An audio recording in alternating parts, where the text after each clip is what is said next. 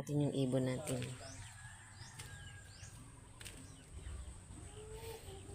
Kaming nanay. Ayun yung nanay. Oh. Nakatingin yung nanay. Meron bang nadagdag sa egg? Let's see. May nadagdag sa egg mo. 2 lang. 2 pa rin.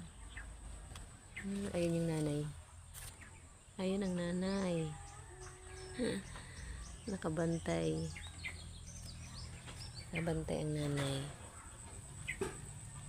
Yan ang update for today's video.